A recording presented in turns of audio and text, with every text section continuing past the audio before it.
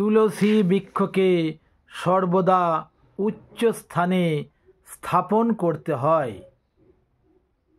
কারণ সেখানে আমরা জানি তুলসী মঞ্চ। সেই ক্ষেত্রে বলা হচ্ছে তুলসীং স্থাপেৎমর্ত উচ্চ স্থানে পরিষ্কৃতে অক্ষয় স্বর্গবাসে হি তেন লভ্য ন সংশয়। এটি রয়েছে বৃহদ্ধর্ম পুরাণের ৮ম অধ্যায়ের ৫৩ নম্বর শ্লোকে। অর্থাৎ বলা হচ্ছে মনুষ্যগণ সর্বদা পরিষ্কৃত পরিচ্ছন্ন উচ্চ স্থানে তুলসী স্থাপন করিবেন, তাহাতে অক্ষয় স্বর্গলাভ হইবে, এ বিষয়ে কোনো সন্দেহ নাই। এটি রয়েছে বৃহদ্ধর্ম পুরাণে। এই যে উচ্চস্থান, এই উচ্চস্থানকে বলা হচ্ছে মঞ্চ। মঞ্চ কথার অর্থ মনচ যুক্ত অচ প্রত্যয়ন্নেতি মঞ্চ শব্দ সিদ্ধতে, অর্থাৎ ইহাই হচ্ছে মঞ্চ।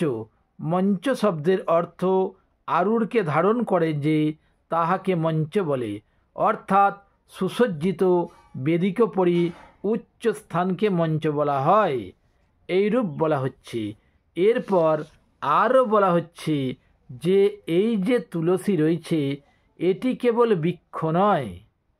এই সম্পর্কে একটি অতি সুন্দর শ্লোক রয়েছে, যেখানে বলা হচ্ছে ইয়ং সাক্ষাৎ মহালক্ষ্মী তুলসী ভগবৎ প্রিয়া তস্মাদিমাং ন পশ্যন্তি বৃক্ষ জ্ঞানেন সুরয়। এইরূপ বলা হচ্ছে। তারপরে আরও বলা হচ্ছে সদা য তুলসীং মর্ত যথৈব ভুবি সেবতে তত্রৈব সেন্দ্রা বিভূদা সেবন্তে তং সুরালয়ে পরম ব্রহ্ম স্বরূপেয়ং তুলসী যত্র তিষ্ঠতি তত্রৈব কুশলং সর্বং সুধীরং প্রচ্যতে ময়া। এটি রয়েছে পদ্ম পুরাণের ক্রিয়াযোগ সারের 25তম অধ্যায়ের 46 নম্বর শ্লোকে। এটি বলছে স্বয়ং ব্যাসদেব। তিনি বলছেন এই ভগবৎ প্রিয়া তুলসী সাক্ষাৎ মহালক্ষ্মী, সুতরাং পণ্ডিতগণ ইহাকে বৃক্ষ জ্ঞানে দর্শন করিবেন না। ভূতলে মানবগণ যেমন সাদরে তুলসী সেবা করে, তেমনি স্বর্গে ইন্দ্রাদি দেবগণ উহার সেবা করিয়া থাকেন। এই পরম ব্রহ্ম স্বরূপা যথাই অবস্থিত তথাই সর্বকুশল বিরাজমান, ইহা আমি দৃঢ়ভাবেই বলিতেছি। এটি বলছেন স্বয়ং ব্যাসদেব। এরপর যে তুলসী চয়নে নিষিদ্ধ দিবস, সেই ক্ষেত্রে বলা হচ্ছে, এবং তারপরেও অতি সুন্দরভাবে আরও কিছু শ্লোক আছে যেগুলোতে বলা হচ্ছে বর্জং পর্যসিতং পুষ্পং বর্জং পর্যসিত জলম ন বর্জং তুলসী পত্রং ন বর্জং জাহ্নবী জলম। এটি রয়েছে স্কন্দ বিষ্ণু খণ্ডে মার্গ শীর্ষমাস মাহাত্ম্য ৮ম অধ্যায়ে। অর্থাৎ পর্যসিত পুষ্প ও জল বর্জনীয়, কিন্তু পর্যসিত জাহ্নবী জল কিংবা তুলসীপত্র ত্যায্য নহে। এতৈ পর্যসিতৈশ্চাপি পূজা কার্য হরোষকি। তুলসীপত্র পর্যসিত হইলেও তদ্বারা বিষ্ণু পূজা করিবে, ইহাই বিধান। তিষ্ঠে দীনদয়ং শুদ্ধং পদ্ম আমলকং তথা তুলসী সর্বদা শুদ্ধা তথা বিল্বদলানি চ।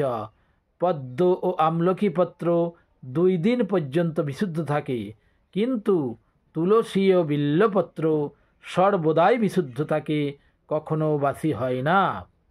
এরপর যে দিবস বা তিথি অনুযায়ী তুলসীপত্র চয়ন নিষিদ্ধ সেইগুলো আলোচনা করব।